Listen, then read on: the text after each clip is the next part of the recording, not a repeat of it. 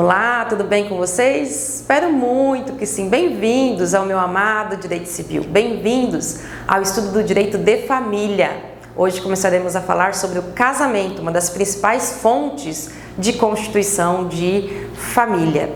Mas antes, se você ainda não é inscrito nesse canal, por favor, vai lá, se inscreva, ative as notificações, mande um recadinho, compartilhe com o maior número possível de pessoas. Vamos fazer esse canal crescer ainda mais. Se você já é inscrito, meu muito obrigada. Vai lá também no Instagram, me manda um direct, me diz de onde você é, me conte aí as novidades, vamos bater um papinho. Vamos falar então sobre o casamento? Casamento, instituto que às vezes é muito alvo de piadas, né? Muitas pessoas brincam, casar não é muito bom, né? Casar não é muito legal. Casar é muito legal, ó. Casei, estou muito feliz, é muito bom sim. E o casamento, ele traz para nós muitas implicações, né? Muitos direitos, mas também muitas implicações.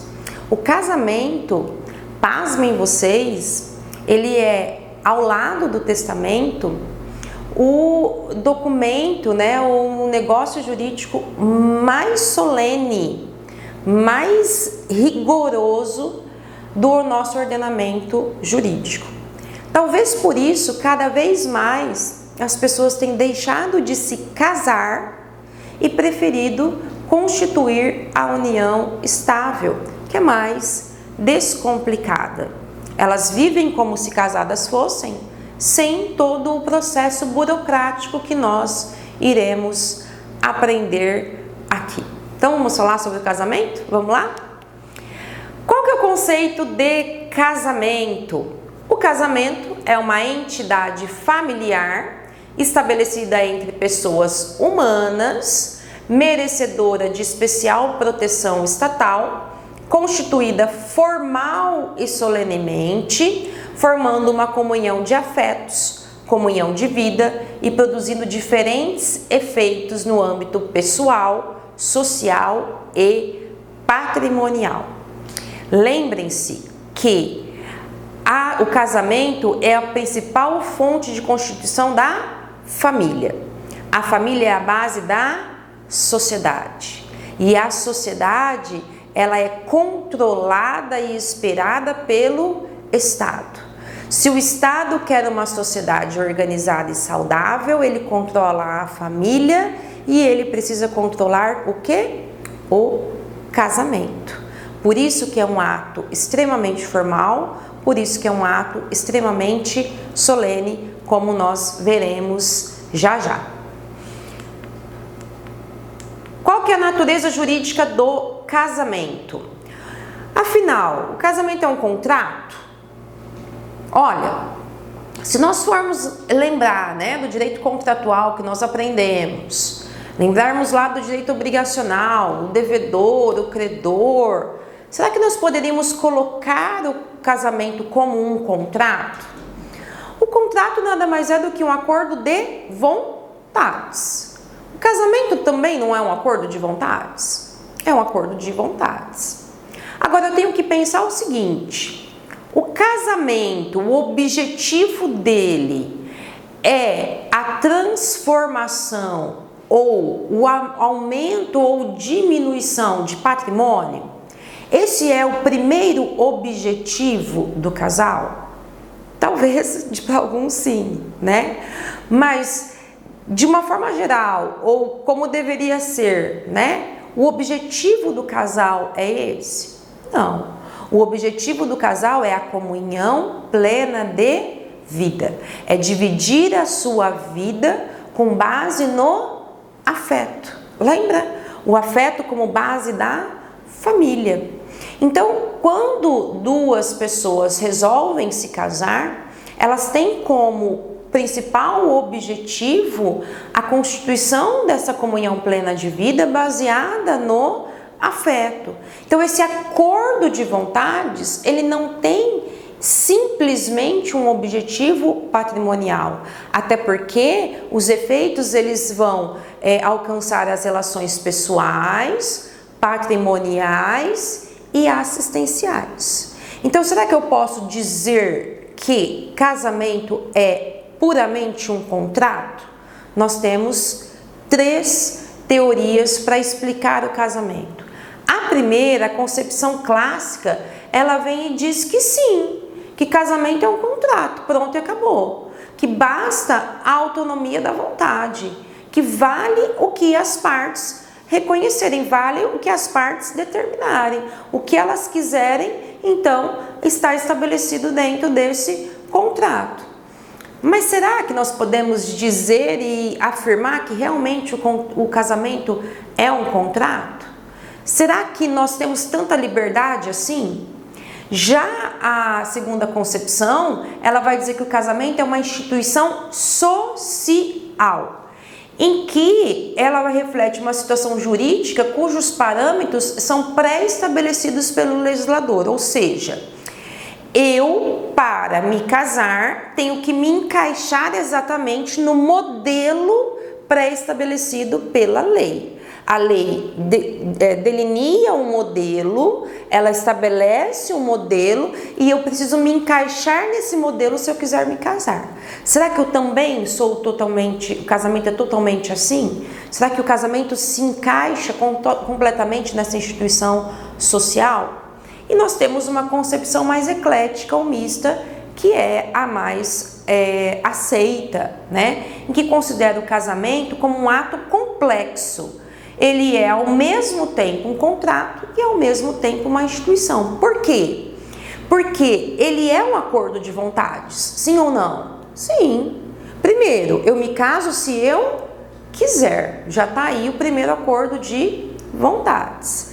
Eu tenho liberdade para estabelecer algumas cláusulas dentro do meu contrato. Exemplo, quero colocar o sobrenome do meu marido ou não. Eu tenho essa liberdade. Quero me casar sob o regime de bens, da comunhão de bens ou da separação de bens. Também tenho essa liberdade.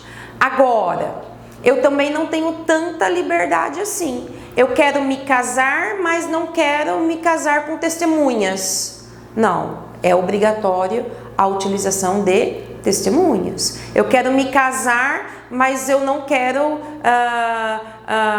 levar determinado documento. Não, determinado documento é obrigatório, eu tenho que levar. Eu quero me casar sob o regime de separação de bens e não quero fazer o pacto antinupcial. Não, porque é obrigatório pela lei. Então, ele também é uma instituição social, porque o Código Civil também estabelece alguns critérios e requisitos que são pré-estabelecidos, que eu também não posso modificar.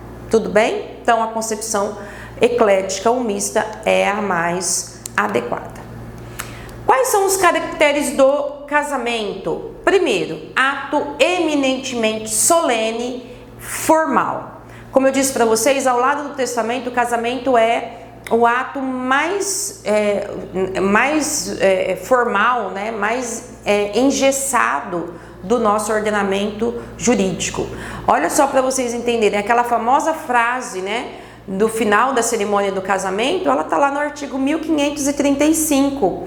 Olha o que diz: de acordo com a vontade que ambos acabais de afirmar perante mim, de vos receberdes por marido e mulher, eu, em nome da lei, vos declaro casados. Então, aquela frase é uma frase que está determinada no Código Civil, que a autoridade celebrante deverá dizer ao final da cerimônia. Olha tamanha a rigidez, então, do casamento, né? E esses requisitos, eles são tão importantes, que a falta de alguns desses requisitos ou de algum requisito gera a inexistência ou a nulidade do casamento. A não observância de algum dos requisitos gera a nulidade do casamento, tá? Segundo, as normas que regulamentam são de ordem pública. A gente já falou isso sobre o direito de família, né? Quando a gente falou sobre o direito de família, a gente viu que as normas do direito de família, elas são normas cogentes, imperativas. As do casamento também estão dentro do direito de família, então elas são, mais do que nunca, as normas do casamento são, sim, normas cogentes, normas imperativas. Eu não tenho o direito de afastar as normas que são determinadas pelo Código Civil quanto aos requisitos e efeitos do casamento, a não ser quando a própria lei assim me permitir, como já falei, do regime de casamento, por exemplo, tá? Eu tenho algumas liberdades, eu tenho algumas prerrogativas que são pouquíssimas, mas eu não posso querer impor a autoridade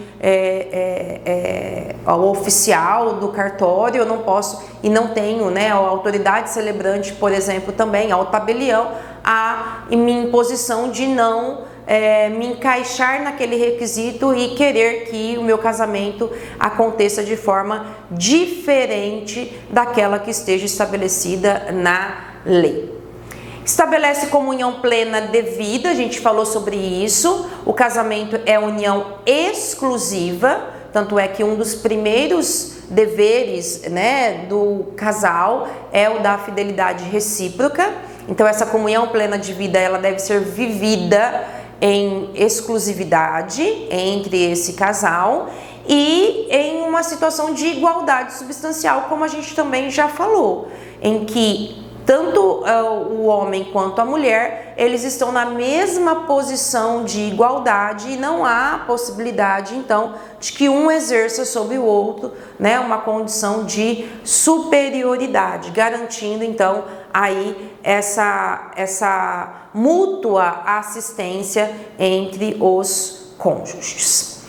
Representa a união permanente, né, até que a morte vos separe, ou até que a morte os separe, porém, a Lei 6.515 permite essa separação, né, a Lei do Divórcio permite esta separação. Essa separação, no primeiro momento, ela foi permitida lá em 1977, após um período de separação de fato de 5 anos, depois a Constituição Federal veio e permitiu esse divórcio, desde que eu tivesse uma separação judicial de 1 ano, ou divórcio direto se eu tivesse uma separação de fato de 2 anos, né? Depois nós tivemos a emenda constitucional de 2010, que estabeleceu então que o divórcio ele podia ser realizado sem qualquer tipo de lapso temporal. Bastava e basta, na verdade, que eu esteja casada e queira me casar, queira me separar. O único requisito para que eu me divorcie hoje é a minha vontade. E não precisa ser vontade mútua, a vontade de um basta para que o juiz decrete o divórcio, que hoje pode ser inclusive extrajudicial, não havendo filhos menores. Falaremos disso também lá à frente. Inexigência de diversidade de sexos. Então a gente sabe que apesar do Código Civil ainda trazer a expressão que casamento ele é a união entre homem e mulher, jurisprudencialmente essa união ela está permitida. Como que foi a permissão desse casamento e a partir de que decisão essa permissão ela surgiu? Nós tivemos a DIN 4277 em 14 de outubro de 2011, lá pelo STF, que reconheceu a família homoafetiva. Quando a DIN reconheceu, o STF reconheceu a família homoafetiva, o STJ, alguns dias depois, né, 11 dias depois, né, na verdade, 11 dias depois ele entendeu o seguinte: bom, se o casamento é uma das principais fontes de constituição da família e existe família homoafetiva, família constituída por pessoas do mesmo sexo, então eu preciso autorizar o casamento entre pessoas do mesmo sexo. Se o casamento é a principal fonte de constituição da família e eu admito, o STF admitiu a família como uma família homoafetiva, eu preciso então admitir o casamento de pessoas do mesmo sexo. E aí então no RESP 1.183.378 houve, né, o reconhecimento desse casamento entre pessoas do mesmo sexo lá em 25 de outubro de 2011. Nessa proposta do anteprojeto, que foi apresentado agora, nessa semana, em abril de 2024, nós já temos a proposta de alteração dos textos de lei para tirar, né, casamento como união entre homem e mulher, né, mas sim alterar para casamento entre pessoas, tá? Entre duas pessoas. Não comporta termo ou condição, eu não posso impor uma condição, né? Então, olha, eu me caso com você se você fizer isso, né? Eu só terei a obrigação de ser fiel a você se você fizer isso, né? Eu só passarei a ser casado definitivamente se ou a partir de tal dia, né? Eu me caso hoje, mas eu só terei o estado civil de casado daqui 2 anos. Não. A partir do momento que a cerimônia aconteceu, a partir do momento em que houve o sim, nesse momento, nesse instante, o casal, né, as duas pessoas serão declaradas como casadas. O sim aceito gera, então, esse estado civil. Caráter personalíssimo, que permite a liberdade de escolha. Eu tenho liberdade de me casar com quem eu quiser, porém, eu que tenho que ir lá e me casar, né? Eu tenho que ir junto com aquele que eu escolhi e ir me casar. Eu não posso ser coagida a me casar. Lembra que nós temos, né, a coação como um defeito do negócio jurídico, que pode gerar anulação, né, do negócio jurídico. Então eu tenho liberdade para escolher quem eu quero para me casar, mas admite-se o casamento por procuração. Então ali está um exemplo, ó. Aqui está a noiva, aqui no celular está o noivo e aqui está o procurador, né, o mandatário, aquele que recebeu então, né, o poder para permanecer e para comparecer ao cartório para a realização do casamento. Tem todo um procedimento, né? Tem toda uma documentação que é exigida, mas sim é possível o casamento por procuração. Às vezes a pessoa está fora do país, ela não tem condição de comparecer, então hoje admite-se inclusive pelo celular, né, a participação por videoconferência, mas obrigatoriamente a presença de um procurador. Tudo bem? Prova do casamento. Como é que eu provo que eu estou casada?